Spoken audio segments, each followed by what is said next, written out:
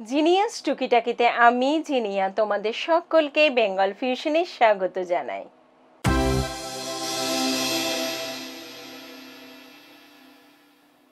ছোট্ট সমস্যা ছোট্ট সমাধান। আজকে আমার বিষয় হলো দুধ যদি ফেটে যায় সেক্ষেত্রে না ফেলে দিয়ে বা তোমরা কিভাবে সেটাকে ব্যবহার করতে পারো।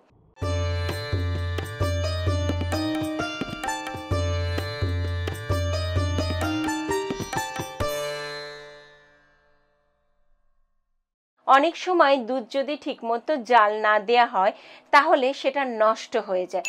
সেটা আমরা মাঝে মাঝে ফেলে দিই, আবার কেউ কেউ ওই দুধটাকে একটু ভালোভাবে নেড়ে দিয়ে চিনি দিয়ে মিশিয়ে মিষ্টির মতো তৈরি করতে পারে।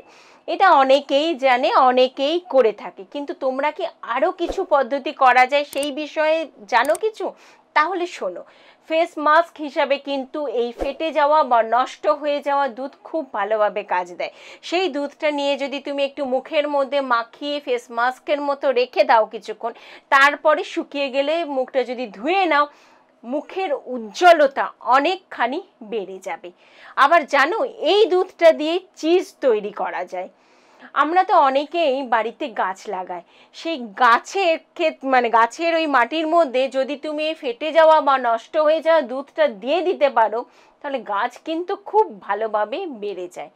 অনেকের বাড়িতে পোষ্য থাকে, যেমন ধরো বিড়াল থাকে, সেই বিড়ালকে এই দুধ যদি খাওয়ানো যায়, বিড়াল কিন্তু খেতে ভীষণ ভালোবাসে। অবশ্য নির্ভর করছে কে কিভাবে সেই বিড়ালটাকে মানুষ করছে তার উপরে। কেমন লাগলো আমার এই পর্বটা সেটা জানাতে ভুল করো না। যদি মনে হয় সত্যি আমি তোমাদের একটা কাজের পর্ব উপহার দিলাম, তাহলে যতটা সম্ভব পারো ওই ভিডিওটাকে শেয়ার করো। তোমাদের গুরুত্বপূর্ণ মতামত জানাও। অপেক্ষা করো পরের আরেকটি টুকিটাকির জন্য। আজকে আমি জিনিয়া এখানেই শেষ করছি। নমস্কার।